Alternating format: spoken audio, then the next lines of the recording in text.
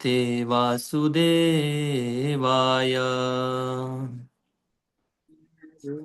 ते वासुदेवाय। ओम नमो भगवते वासुदेवाय।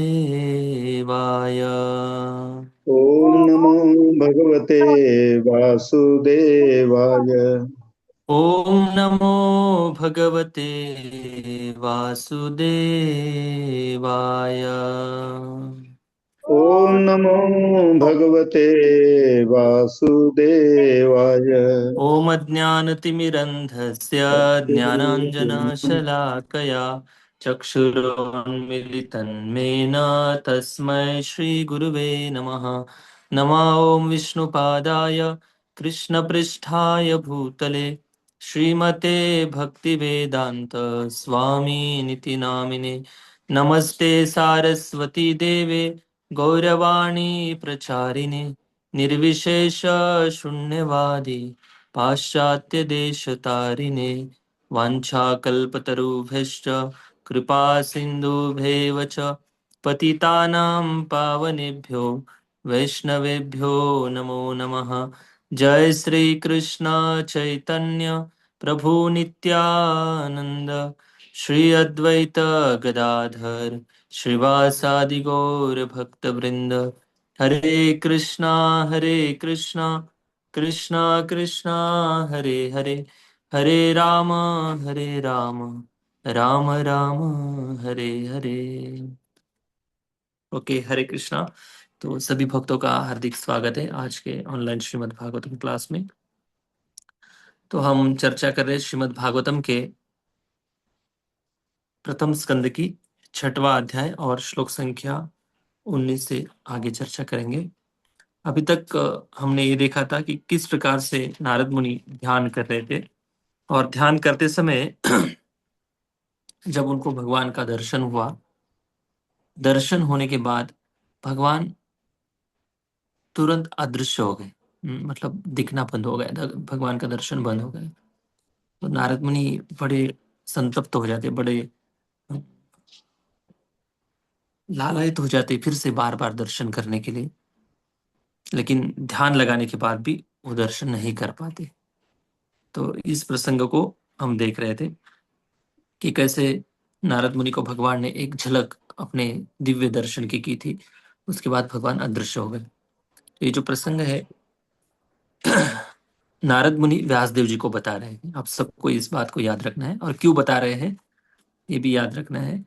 इसलिए बता रहे थे कि पहले तो भागवतम लिखने बोल दिया, सब कुछ बता दिया, लेकिन नारद मुनि को व्यासदेव जी ने पर्सनल क्वेश्चन पूछ लिया कि आप जब बालक अवस्था में थे तो आपको जब भगवत प्राप्ति हुई तब तक आपने क्या क्या किया, आपके जीवन में क्या क्या हुआ। इस प्रकार से प्रश्न पूछते हैं, तब जाकर नारद मुनि अपनी पिछली जीवन की कहानी बताते हैं, जो इस कहानी में वर्णन आ रहा है। ठीक है, तो इस प्रसंग का वर्णन हम 19 नंबर श्लोक से आगे करेंगे। ठीक है, श्लोक नंबर, आज स्क्रीन शेयर नहीं होंगी, स्क्रीन शेयर करने वाले भक्त आए। ठीक है, दिदृक्षुस्तदहं भूयः, 19 नंबर श्लोक, सॉरी दिदिक्षुस्तदहं भूयः। 20 नंबर पर जी, सॉरी। एवं यतन्तं विजने एवं एवं यत्तं यतन्तं विजने मामाह गोचरो गिराम् मामा मामाह गोचरो गिराम्। गम्भीरश्लक्ष्णया वाचा गंभीर गम्भीरश्च लक्ष्णया वाचा शुचः शुचा प्रशमयन्निव। शुच ऊंचा प्रशमयन्निवः। हम्म, एवं यतंतम विजने, मतलब वह एकांत स्थान में जहां पर बैठे थे। और मामा हा गोचरो गिरा, माँ मतलब मुझसे, नारद मुनि बता रहे कि आह कहा, किसने कहा, अगोचर, अगोचर मतलब जिनकी जो भगवान ध्वनि है भौतिक शब्द से अ, या जिनकी ध्वनि भौतिक शब्दों के जैसे नहीं है। मतलब भगवान की जो ध्वनि है, अभी भगवान बोलने वाले हैं, भगवान की जो ध्वनि है, आवाज है, भौतिक शब्दों से उनको हम समझ नहीं सकते या गिन नहीं सकते हैं। गिराम, गिराम मतलब भगवान की वाणी। गंभीर श्लक्ष्ण या वाचा, भगवान बड़े गंभीर शब्दों में बोलते हैं। गंभीर शब्द ऐसे, अभी भगवान की वाणी है, दिव्य वाणी है। श्लक्ष्ण या वाचा शुचः प्रशमयन्निव, मेरा जो शोक था, नारद मुनि बता रहे, उसको दूर करने हेतु भगवान ने गंभीर वाणी में और सुखद वाणी में मुझसे बात की। देखिए ट्रांसलेशन, वह एकांत स्थान में मेरे प्रयासों को देखकर, क्योंकि प्रयास, नारद मुनि के सामने से जैसे ही भगवान अदृश्य हो गए, अदृश्य होने के बाद नारद मुनि के हृदय में और भी लालसा जागृत हुई कि कब मैं भगवान का दर्शन करूंगा, कब मैं भगवान का दर्शन करूंगा, फिर से कब करूंगा, फिर से कब दर्शन करूंगा। ये जो लालायिता है ना, इस लालायिता को देखकर, जैसे कोई व्यक्ति को कोई बहुत उसका फेवरेट पदार्थ है और उसको बस थोड़ा सा चखने के लिए मिलता है, और उसके बाद वो पदार्थ जब छीन लिया जाता है उससे, वो कैसे तड़पता है। मतलब ये तो बहुत भौतिक उदाहरण है खाने पीने के बाद, क्योंकि हमारी मानसिकता खाने पीने में ज्यादा अटकी रहती है, इसलिए हम थोड़ा इस उदाहरण को रिलेट कर पाएंगे, इसलिए बता रहा हूँ। जैसे कोई व्यक्ति प्रिय वस्तु उसके हाथ से छीन ली जाती है और उस वस्तु को प्राप्ति के लिए वो व्यक्ति तड़पता है, उसी प्रकार नारद मुनि भी बार बार ध्यान करने का प्रयास कर रहे थे भगवान अदृश्य होने के बाद। Prabhupada ji last last to last तात्पर्य में बहुत सुंदर बात लिखते हैं 19 नंबर में, कि भगवान के ऊपर जो ध्यान करने की जो प्रक्रिया है या भगवान के दर्शन करने की जो प्रक्रिया है, ये बिल्कुल यांत्रिक प्रक्रिया नहीं है, मतलब कोई मैकेनिकल प्रोसेस नहीं है।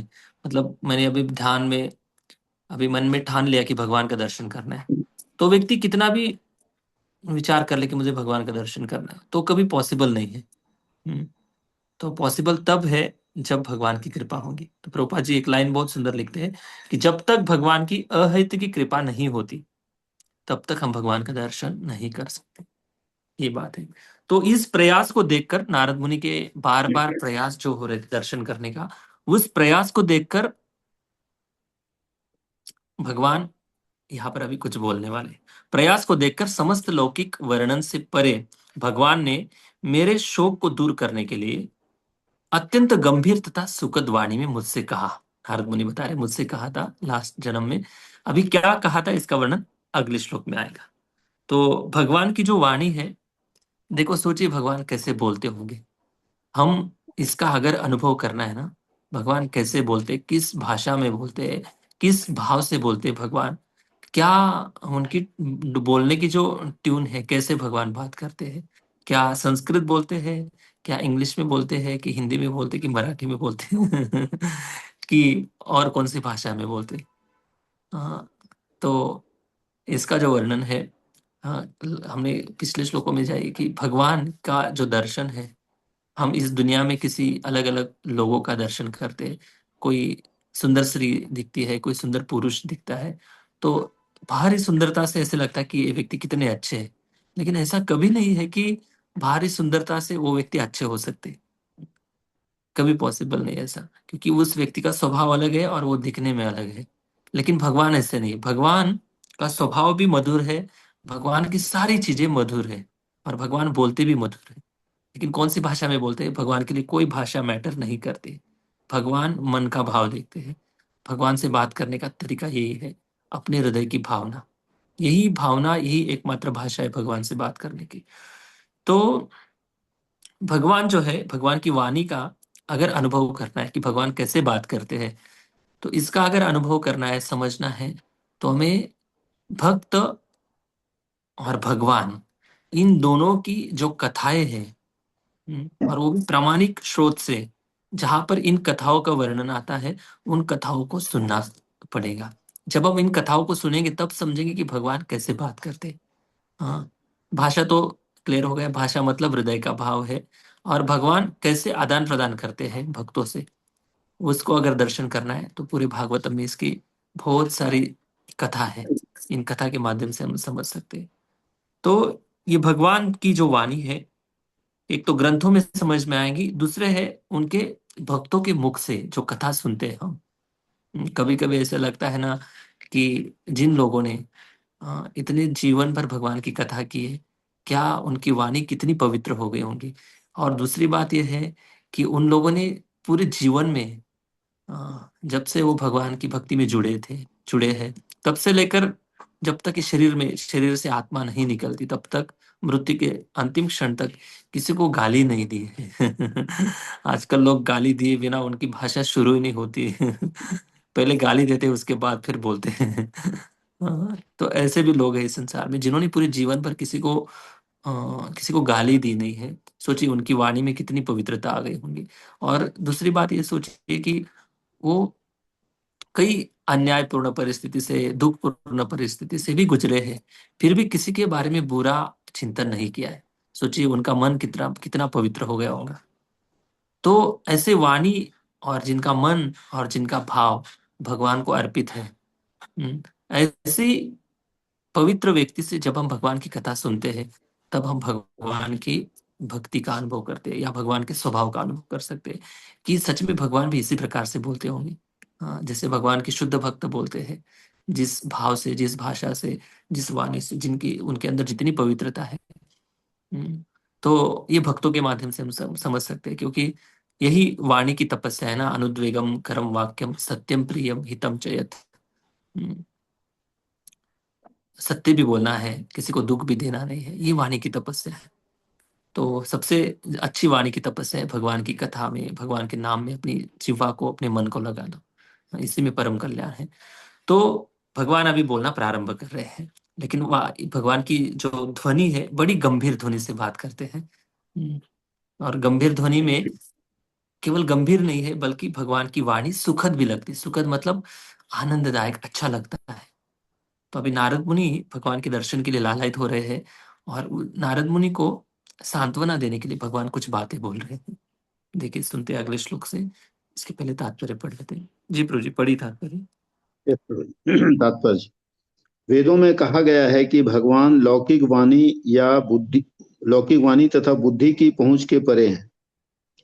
भगवान लौकिक वाणी तथा बुद्धि की पहुंच के परे हैं, तो भी उनकी अहेतुकी कृपा होने पर मनुष्य को उनके सुनने तथा उनका कीर्तन करने के लिए उपयुक्त इंद्रियां प्राप्त होती हैं। यही भगवान की अकल्पनीय शक्ति है। जिस पर यह कृपा प्रदान की जाती है वह उनको सुन सकता है। नारद मुनि ने नारद मुनि से भगवान अति प्रसन्न थे, अतः उन्हें वह शक्ति प्राप्त हो सकी कि वे भगवान की वाणी सुन सके। लेकिन वैध भक्ति की दीक्षा की प्रारंभिक अवस्था में उनका स्पर्श पाकर उनकी अनुभूति करना अन्य लोगों के लिए संभव नहीं है। यह तो नारद के लिए विशेष वरदान था। जब उन्होंने भगवान की सुखद वाणी सुनी तो वियोग की अनुभूति कुछ कुछ दूर हुई। ईश्वर से प्रेम करने वाला भक्त निरंतर उनके वियोग की व्यथा का अनुभव करता रहता है, अतः वह नित्य ही दिव्य आनंद में डूबा रहता है। हरे कृष्ण। बहुत बढ़िया। हरे कृष्ण। तो देखिए प्रभुपा जी कितनी अच्छी बात बता रहे हैं कि अगर कोई साधना भक्ति कर रहा है, वैदिक साधना, वैदिक मतलब गुरु ने जो दिए हुए नियम है, उन नियमों को पालन करते हुए अगर कोई प्रैक्टिस कर रहा है, भक्ति की साधना भक्ति कर रहा है, तो ऐसी दशा में या प्रारंभिक अवस्था में अगर कोई भगवान की वाणी सुनना चाहता है, भगवान का दर्शन करना चाहता है, जैसे नारद मुनि को हुआ, जैसे ध्रुव महाराज को हुआ, और कई भक्तों को दर्शन हुआ कुछ कम दिनों में, प्रहलाद महाराज से आदान प्रदान किया, भगवान ने दर्शन दिया। क्या ऐसे दर्शन सभी के जीवन में संभव है? प्रभुपाद जी बताते हैं कि ये कभी संभव नहीं। मतलब ऐसी अपेक्षा से भगवान, भगवत प्राप्ति की हमें अपेक्षा रखनी है, आशा रखनी, लेकिन ऐसे ही होना चाहिए तब मैं भक्ति करूंगा, नहीं तो भक्ति छोड़ दूंगा, ऐसा अगर मनोभाव है तो ऐसे कभी संभव नहीं है। तो हमें अ, गुरु और संतों के दिए हुए मार्गदर्शन से भक्ति के मार्ग पर हमें आगे बढ़ना है। भक्ति की जो प्रोसेस है पूरी ग्रेजुअल प्रोसेस है, धीरे धीरे धीरे धीरे हृदय शुद्ध होता है, और जैसे हृदय शुद्ध होगा तब भगवत प्राप्ति या भगवत दर्शन संभव है। उसके पहले भगवत दर्शन संभव नहीं है। लेकिन उनके जो महान शुद्ध भक्त होते, जो प्रेम स्तर पर होते, वो भगवान के प्रेम के वियोग का अनुभव कर सकते हैं। भगवान के प्रेम का अगर मतलब, अगर भगवान के दर्शन की उनको आदत है, भगवान के नाम की रुचि की उनको आदत है, उस रुचि से वो सब कुछ करते हैं, अगर उनकी रुचि अचानक से चले जाती है तो बहुत उनके अंदर तड़प होती है, भगवत प्राप्ति की, भगवत दर्शन की लालसा की उनके अंदर तड़प होती है, वैसा साधक तड़प का अनुभव नहीं कर पाता है, क्योंकि उसकी रुचि भौतिक दुनिया में है, भौतिक विषय वस्तुओं में रुचि रहती है, और कभी कभी भक्ति भी कर लेते हैं। तो ऐसा नीचे ऊपर इधर उधर होते रहता है साधक अवस्था में। लेकिन शुद्ध भक्त जो होते हैं हमेशा विरह में रहते हैं। ओके, देखते हैं भगवान क्या बोल रहे हैं नारद मुनि को। 21 नंबर श्लोक।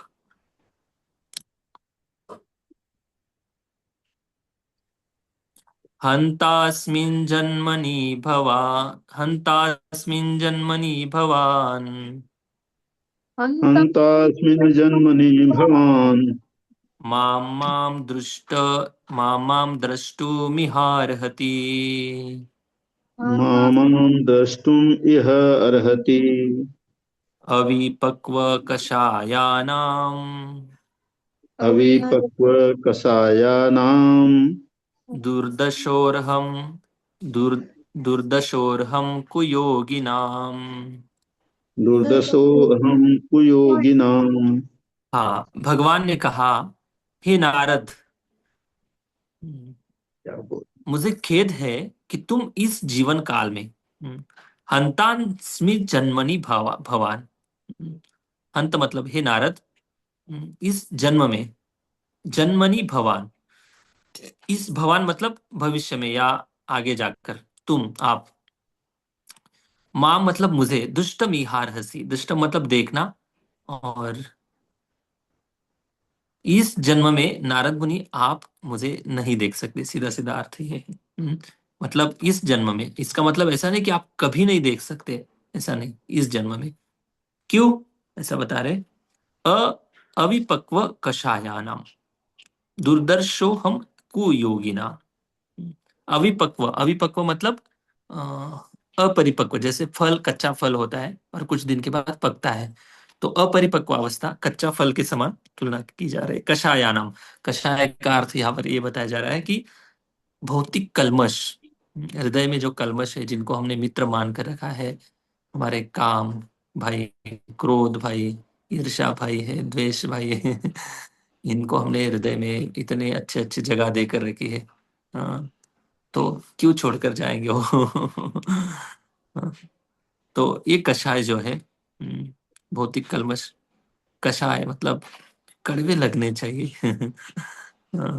कल्मश जो है, लेकिन हमें अच्छे लगते हैं, इसलिए भगवान अच्छे नहीं लगते। दूरदर्शो हम कुयोगिना। कुयोगिना का मतलब ऐसा है कि आप बहुत, योगी मतलब भक्ति करने वाला साधक जो भी है। कु मतलब, अगर इसका ऐसे ट्रांसलेशन लिया जाए, प्रभुपाद जी को बुक्स अगर नहीं देखेंगे, कुयोगी मतलब खराब योगी या अच्छा योगी नहीं है, बहुत अच्छा नहीं है, इसका ऐसे मीनिंग होता है, लेकिन ऐसा नहीं है। कुयोगी का मतलब आप अभी तक योगी के स्तर पर, भक्ति के स्तर पर अभी तक परिपूर्णता प्राप्त न करने वाला व्यक्ति, ऐसे है। देखो, श्री भगवान ने कहा, हे नारद, मुझे खेद है कि तुम इस जीवन काल में अब मुझे नहीं देख सकोगे। हम्म, देखिए, ऐसा अगर कोई बोलता है किसी को, व्यक्ति, या स्वयं बोलते हैं कि आपको इस जन्म में भगवान भगवान का दर्शन नहीं होगा, तो हम क्या बोलेंगे? ये गोपाल, ये लो आपकी माला में चला। तो भगवान ऐसे साधक अवस्था में किसी को नहीं बोलेंगे। तो भक्ति की जो प्रोसेस है ना भाई, बड़ी ध्यान से करनी होती है। कभी कभी भगवान, हम देखते हैं मंदिर में इतने लोग आते हैं, कभी कभी किसी को दर्शन होता नहीं, बंद हो जाता है दर्शन। कुछ लोग बहुत झगड़े भी करने लग जाते हैं, क्यों हमें दर्शन नहीं दिया, हम तो इतने दूर से आए थे, ये आए थे, वो आए थे।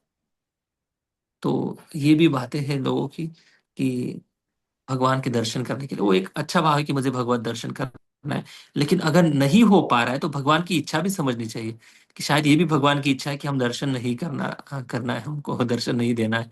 कोई बात नहीं, मत दो दर्शन। हाँ, भगवान की अगर इच्छा ही नहीं है दर्शन देने की, तो नहीं देंगे वो। इसलिए प्रभुपाद जी बताते हैं ना कि हमारे प्रयास से हम भगवत दर्शन नहीं कर सकते, अगर भगवान की इच्छा है तो ही दर्शन होगा।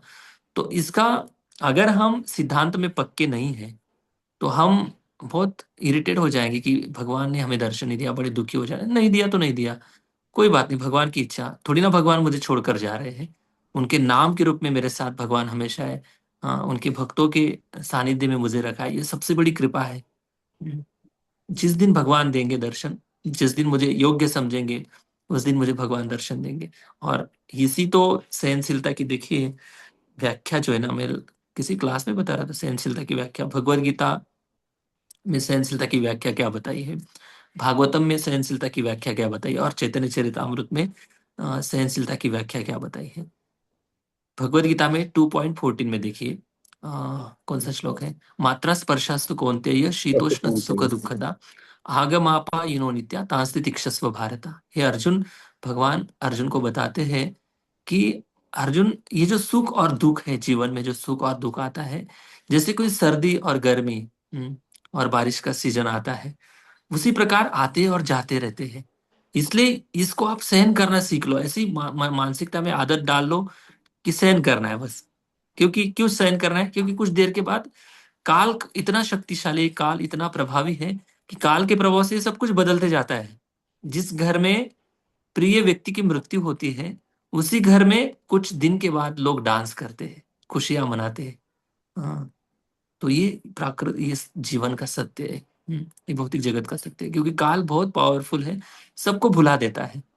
इसलिए सहन कर लो आप। दूसरी बात, भागवतम में ब्रह्मा जी बताते, देखो ब्रह्मा जी का भगवान के प्रति प्रेम।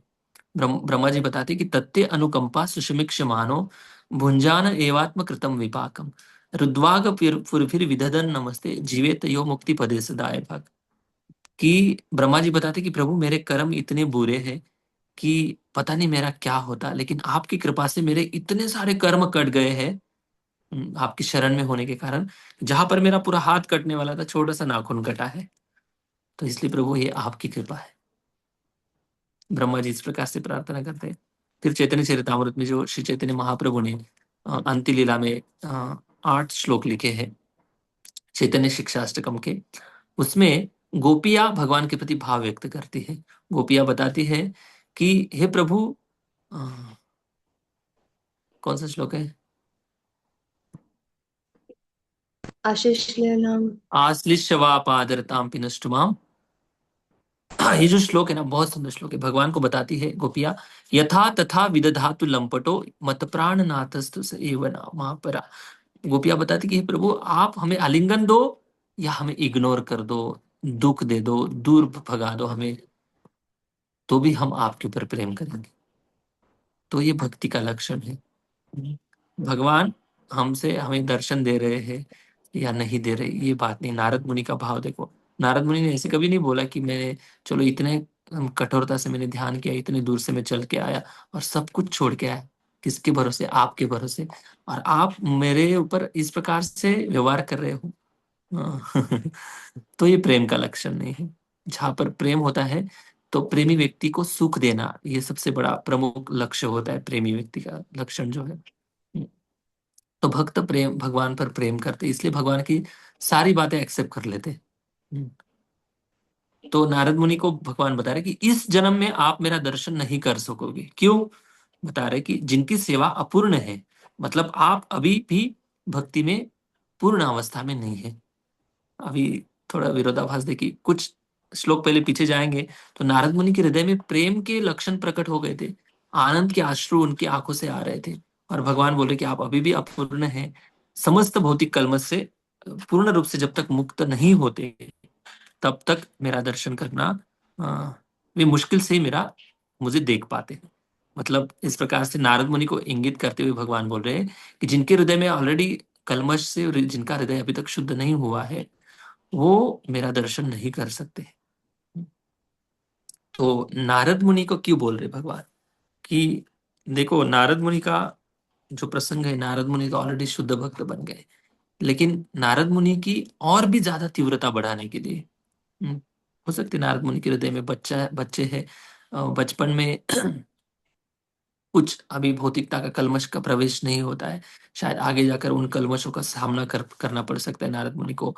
या अगर असमझदारी में भगवान का दर्शन हो गया है, भगवत प्राप्ति हो गई है, तो फिर बड़े होने के बाद शायद नारद मुनि का अहंकार भी बढ़ जाता कि मैंने भगवत दर्शन किया, मैंने भगवान का दर्शन किया है।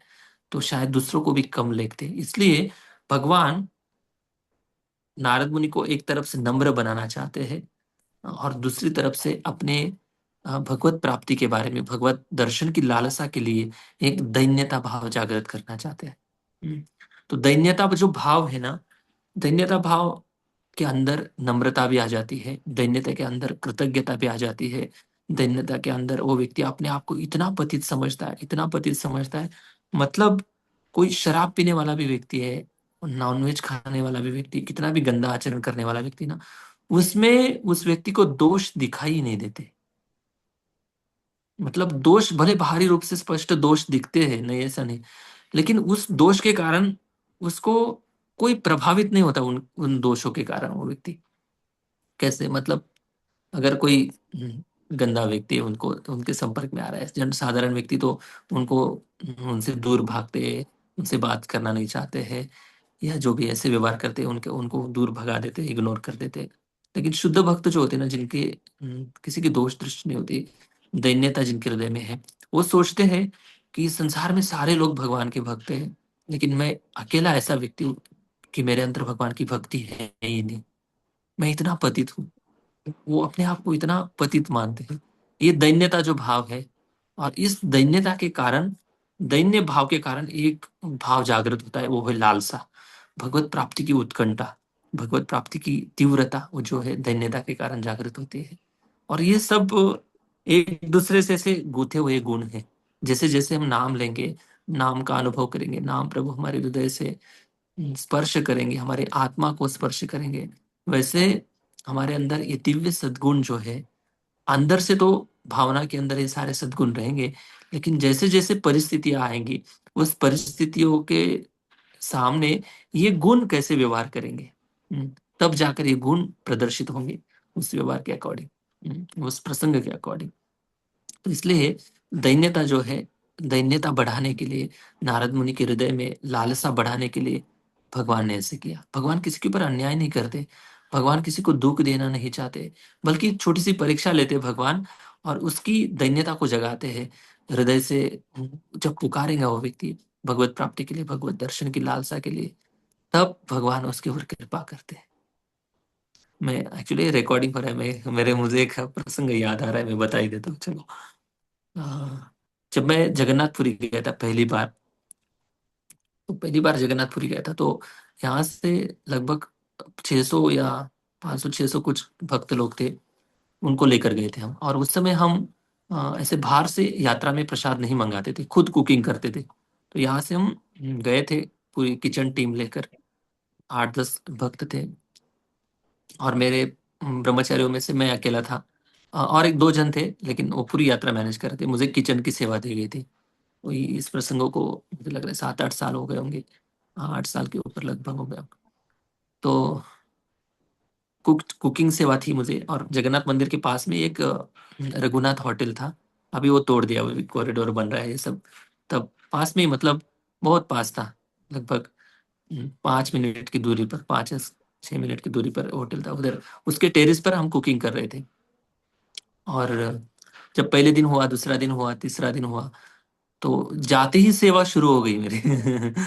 सब परचेसिंग करो, सेटअप करो किचन, फिर मेनू डिसाइड, फिर सब कुछ अरेंज, फिर टाइम पे प्रसाद पैक करना है, फिर पहुंचाना, ये सब इसमें इतना पूरा दिन बीत जाता था।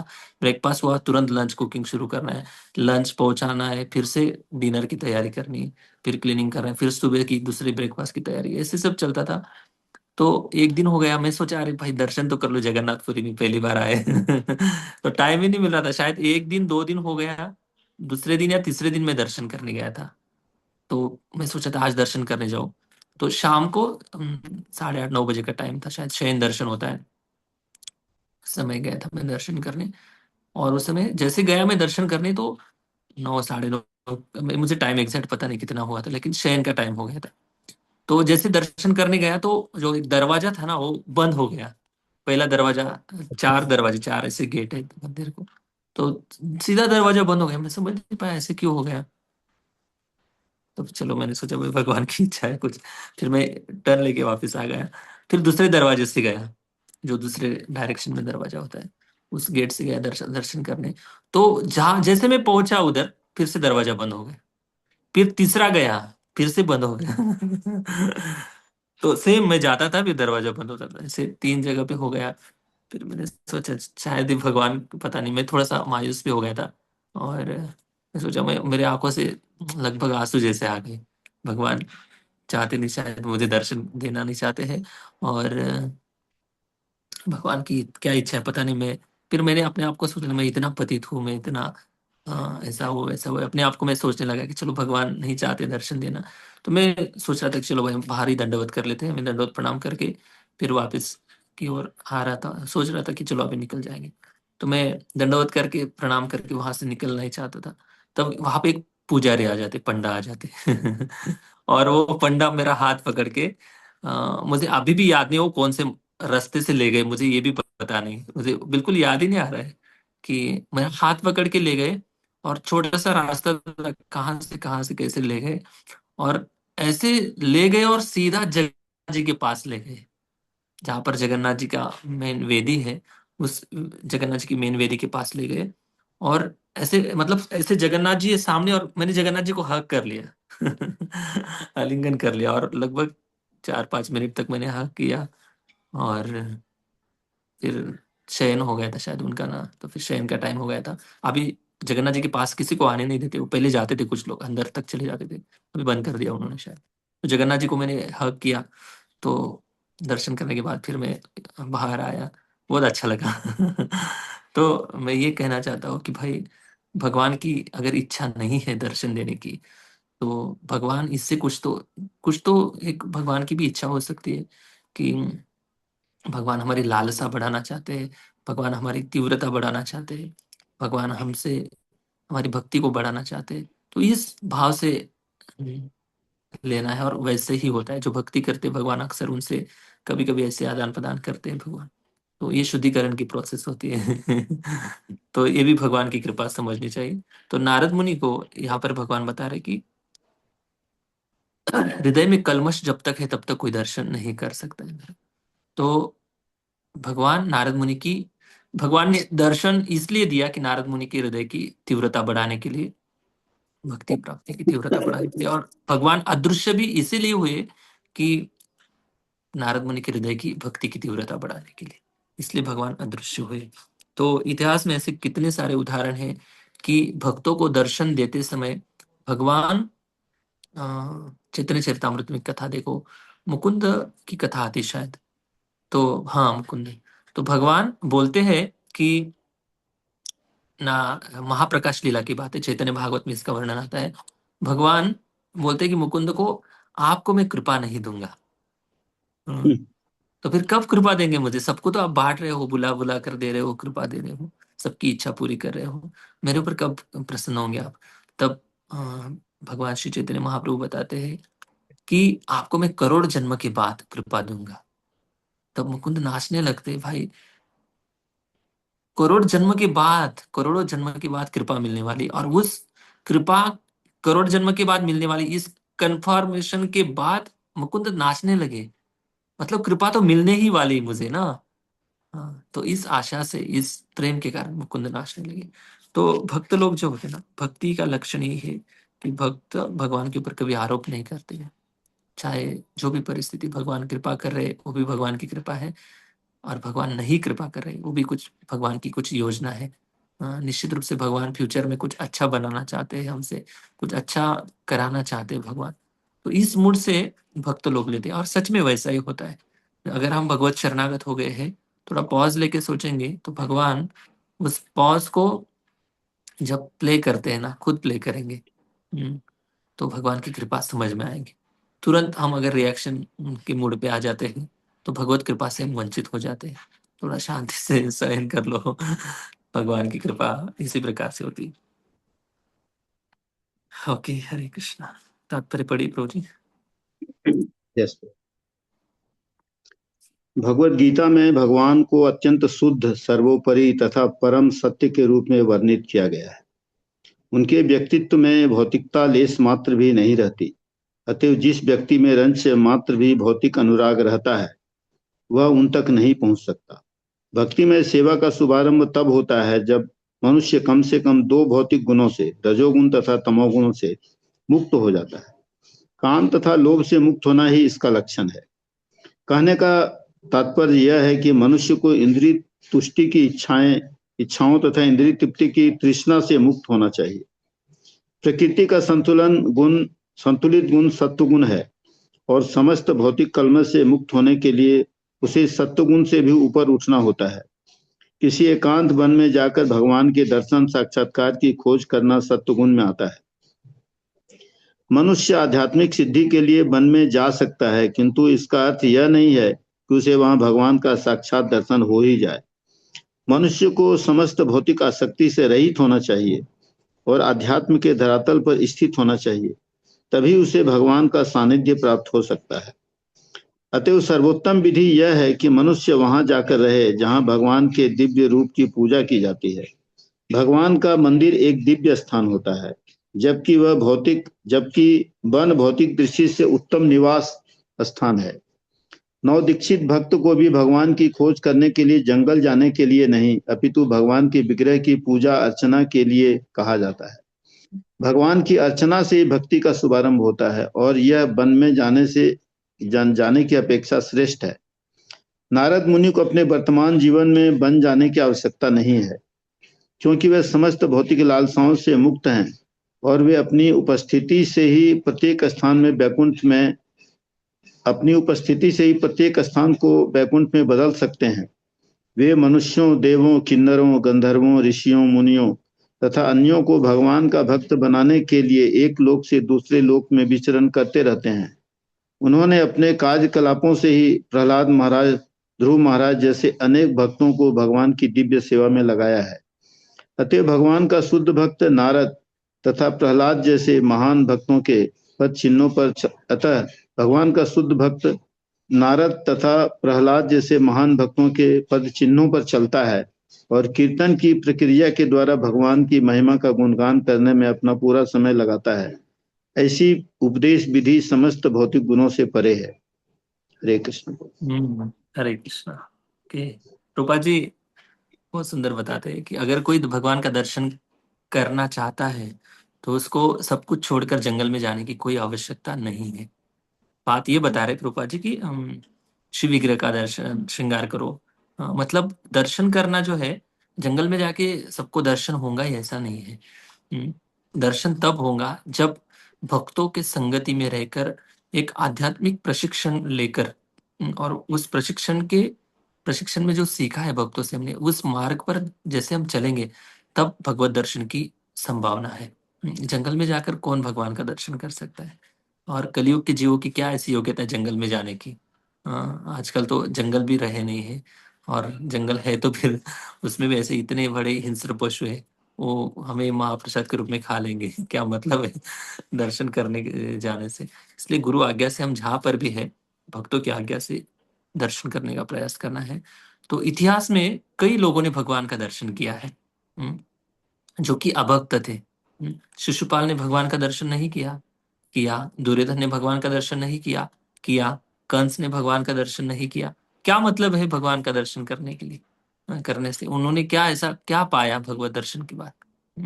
भगवान को कभी भगवान माना ही नहीं, या भगवान को दर्शन करते हुए भगवत भाव का कभी अनुभव किया ही नहीं। क्यों? क्योंकि हृदय ही शुद्ध नहीं है, हृदय में भगवान के प्रति प्रेम ही नहीं। दर्शन करके मतलब ही क्या है? तो वैसे ही जो भक्त लोग होते हैं, भक्त कभी भगवान का हर रोज दर्शन नहीं करते हैं या अपेक्षा भी नहीं करते। हाँ, भगवान जरूर दर्शन देंगे इस आशा से भक्ति करते, लेकिन अपेक्षा ऐसे हट होकर अपेक्षा नहीं करते कि मुझे आज दर्शन देना ही चाहिए, ऐसा नहीं। ये भगवान की कृपा पर निर्भर है। तो भक्त लोग हमेशा हर जगह पर भगवान की उपस्थिति का अनुभव जरूर करते हैं। यही तो भगवत भावना है, यही कृष्ण कॉन्सियसनेस है। कृष्ण भावना, कृष्ण चेतना में जीना, यही भगवान की अनुभूति का साक्षात्कार की स्तर है। तो सब जगह भगवान का दर्शन करने का प्रयास करना चाहिए। तो इस हृदय से जब हम देखेंगे भगवान की अनुभूति, सब दुनिया में भावना से जब देखेंगे, तब जाकर हमारे नेत्र, हमारे कान पवित्र होंगे, तब भगवान की ध्वनि भी सुन पाएंगे, भगवान का दर्शन भी हम कर पाएंगे। तो ये बातें हैं दर्शन के बारे में। नेक्स्ट 22 नंबर श्लोक।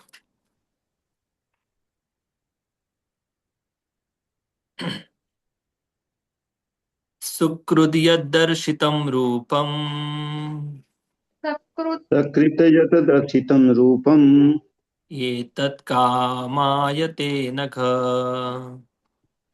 एतत् कामाय ते अनघ। तत्कामः शनकैः साधु मत्काम संकय साधु कामः शनकैः साधु सर्वान् मुञ्चन्ति ऋश्चयान्। सर्वान् मुञ्चन्ति हृच्छयान्। हाँ, हे निष्पाप पुरुष, तुमने मुझे केवल एक बार देखा है। यह मेरे प्रति तुम्हारी इच्छा को उत्कट बनाने के लिए है, क्योंकि तुम जितना ही अधिक मेरे लिए लालायित होगे, उतना ही तुम समस्त भौतिक इच्छाओं से मुक्त हो जाएंगे। रूपम एतत् कामाय ते अनघा। अनघा मतलब हे निष्पाप नारद मुनि, आप नारद मुनि का पिछला जीवन है। एक बार आपने मेरा दर्शन कर लिया है और मेरे प्रति तुम्हारी इच्छा को उत्कट बनाने के लिए मैंने ये सब अदृश्य हुआ हूं मैं। इसलिए आप फिर से हम्म, परिपक्व बन जाओ साधना में, सेवा में, तब जाकर आप मेरा निरंतर दर्शन कर सकेंगे। सारी भौतिक इच्छाओं से मुक्त हो जाएंगे, तब जाकर आप मेरा दर्शन कर पाएंगे। तो ये नारद मुनि को भगवान उपदेश कर रहे हैं। शायद इसी के कारण हम्म, शायद इसी के कारण भगवान अदृश्य हो गए। और समझो नारद मुनि बताते कि प्रभु आप मुझे फिर से दर्शन दीजिए, फिर से दर्शन दीजिए, प्लीज प्लीज मुझे दर्शन दीजिए। अगर ऐसे बोलते तो भगवान बोलेंगे कि भाई अभी आप योग्य बन जाओ दर्शन के लिए। जब आप योग्य बन जाएंगे तब आपको निरंतर रूप से आप मेरा दर्शन कर सकोगे। तो ये जो उत्कटता है ना, ये जो उत्कंठा है, जो लालयता है, कभी कभी भगवान अ, जो असहाय अवस्था में होते हैं ना, उनसे बहुत आदान प्रदान करते हैं। जो जिनके पास बहुत पैसा है, जिनके पास बहुत सुंदरता है, जिनके पास बहुत शक्ति है, पावर है, फेम है, नेम है, सब कुछ है ना, शायद वो लोग भगवान को इतना तीव्रता से, उत्कंठा से पुकार नहीं पाते। जिनके पास असहाय अवस्था होती ना, इस असहाय अवस्था के कारण भगवान को जो जिस हृदय से, जिस तीव्रता से जो पुकारते ना, भगवान उनकी तीव्र भावना से रीझ जाते हैं और भगवान उनके ऊपर प्रसन्न हो जाते हैं, तुरंत उनको आदान प्रदान करने लग जाते हैं। तो वैसे ही तीव्रता भगवान नारद मुनि के जीवन में बढ़ाना चाहते थे, इसलिए भगवान दर्शन देकर फिर से अदृश्य हो गए।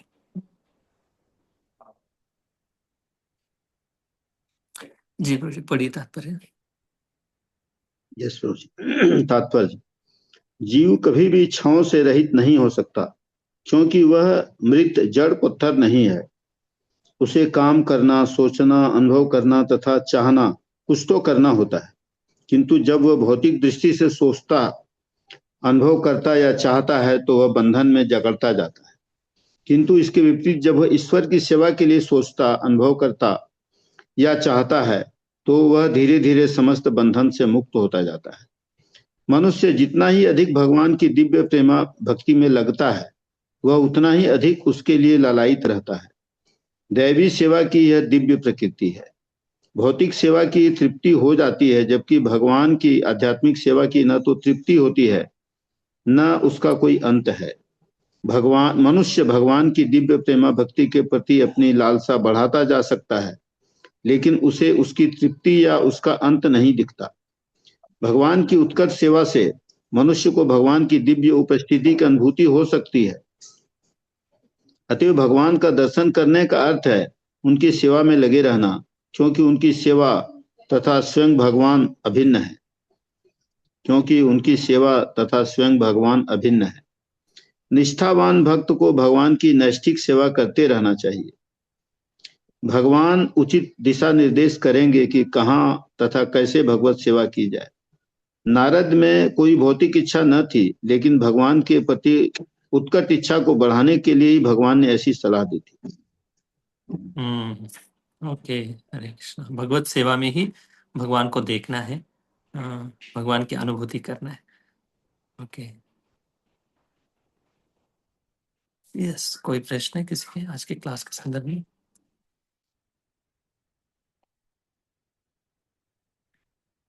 यस दिशा माता जी पूछिए।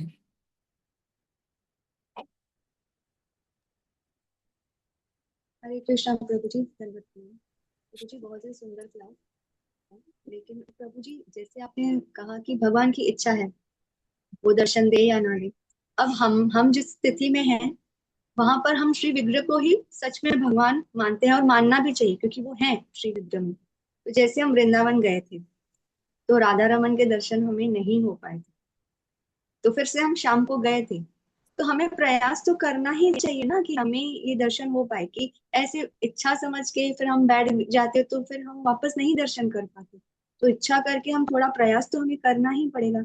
ऐसे कैसे हम भगवान की इच्छा समझते हैं, मतलब ऐसे थोड़ा सा कॉन्ट्रेडिक्टरी होता है कि ऐसे बैठ जाएंगे तो फिर हाँ थैंक यू, बहुत अच्छा प्रश्न है कि हाँ अगर प्रयास नहीं करेंगे तो भगवान कैसे दर्शन देंगे। बात सही है। तो जिनको दर्शन करने की इच्छा है ना, वो तो बिना कारण के प्रयास करता है, समझ गए ना। वो प्रयास करता ही है। हाँ, बिना प्रयास के उसको पता है कि दर्शन नहीं होगा, लेकिन वो ऐसे नहीं सोचता कि मैं प्रयास नहीं करूंगा तो मुझे भगवान दर्शन देंगे, ऐसा नहीं सोचता है। वो स्वाभाविक रूप से प्रयास करता है। उसको पता है कि मुझे प्रयास ऐसे मतलब प्लान करके प्रयास नहीं करेगा, उसके हृदय से ऐसी तीव्र भावना निकलती कि मुझे दर्शन करना है, मुझे भगवान की कृपा चाहिए। तो उस वो स्वाभाविक रूप से करता है, और उसको लालसा है, भगवत प्राप्ति की उत्कंठा है दर्शन की। तो नेचुरली वो करता है, दर्शन के लिए प्रयास करता है। और प्रयास नहीं करेंगे तो भगवान दर्शन भी नहीं देंगे, ये भी बात सही है। तो प्रयास जरूर करना है। तो जिनके हृदय में स्वाभाविक उत्कंठा नहीं है, स्वाभाविक क्या बोलते खिंचाव नहीं भगवान के प्रति, तो उनको प्रयास पूर्वक प्लान करके भगवत दर्शन के लिए जाना चाहिए, भगवान के दर्शन की इच्छा व्यक्त करनी चाहिए, है ना।